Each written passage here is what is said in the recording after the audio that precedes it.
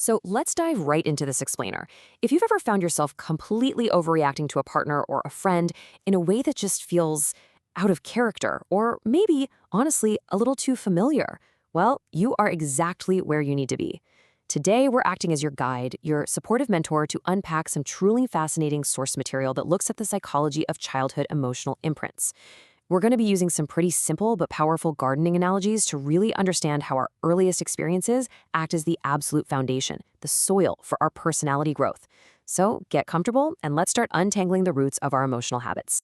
You know how we often find ourselves stuck in these totally repetitive, negative relationship cycles?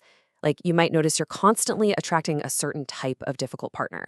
Or maybe a perfectly harmless comment from a coworker just instantly makes your defenses skyrocket. It happens, and we tend to judge ourselves really harshly for those reactions.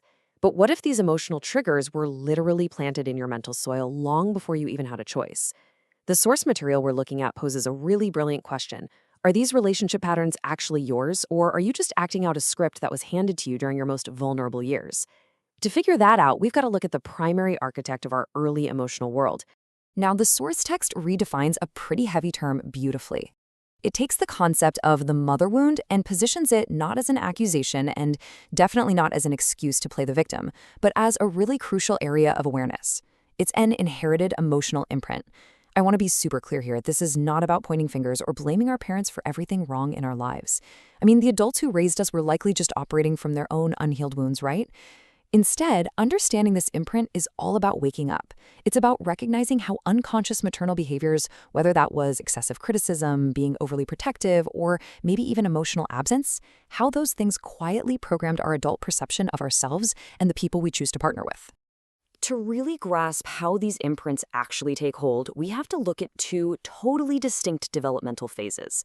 Think of your early childhood, basically the years before age 7, as the soil.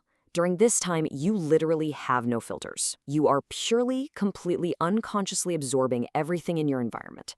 Every single mood, every unspoken tension, every reaction your mother has, you just take it all in as absolute truth. But then, as you move into your teenage development years, your world expands. Your garden is suddenly exposed to the intense cross-pollination of middle and high school. You start making these external comparisons with your friends' families. You might see a friend's mom acting super warmly and suddenly have this realization of, wait a minute, my environment is different. And that right there is the exact moment when painful feelings of deprivation or resentment can really begin to take root. So the really crucial point here is that as we grow up, we typically cope with these early seeds in one of three ways. The first is merging. This is when we unconsciously just copy our mother's exact traits. Like, if she was a victim, we become a victim. If she was fearful, we become anxious. Make sense?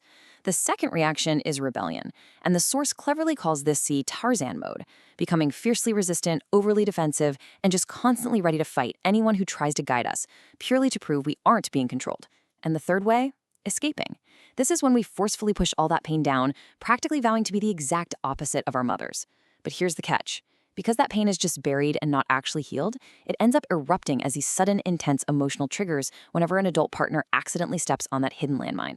And these specific weeds in our garden really take shape as unconscious maternal archetypes, which then directly dictate our adult responses. For example, if your mental soil was shaped by an angry archetype, you might find yourself swinging between total apathy or extreme defiance today.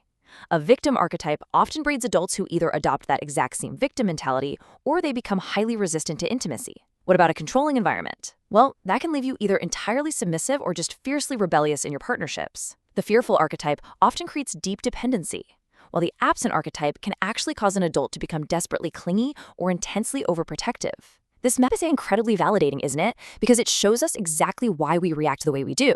It's literally just cause and effect. Okay, I know we are covering some really intense, deeply personal territory right now. And because this topic can absolutely bring up heavy emotional triggers, let's actually follow the source's exact advice right this second. I want you to literally pause. Let's use a quick technique like box breathing. So inhale for 4 seconds, hold for 4, and exhale for 4. If you've got a glass of water nearby, go ahead and take a sip. You see, when we confront inherited family patterns, our nervous system can momentarily hit the panic button. By taking a specific intentional breath, we cultivate emotional safety right here, right now. It signals to our bodies that we are perfectly safe as we move out of the diagnosis phase and into the healing phase. All right, let's move into the cure and see how this all builds. Shifting from victimhood to profound self-awareness really begins with this vital realization. It is absolutely not your fault that you carry this emotional baggage. You didn't ask for it. But, and this is the truly empowering part, you have the free will to change it.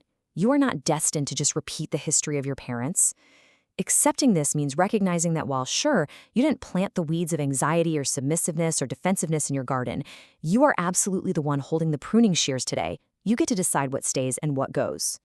So, to help you actively detach from these inherited relationship cycles, our sources suggest a really great two-part daily journaling prompt.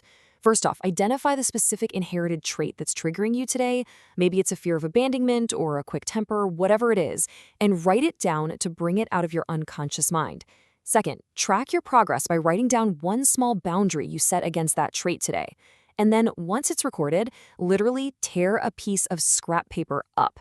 I know it sounds simple, but this physical, symbolic act of destruction actually tells your brain you are breaking the cycle.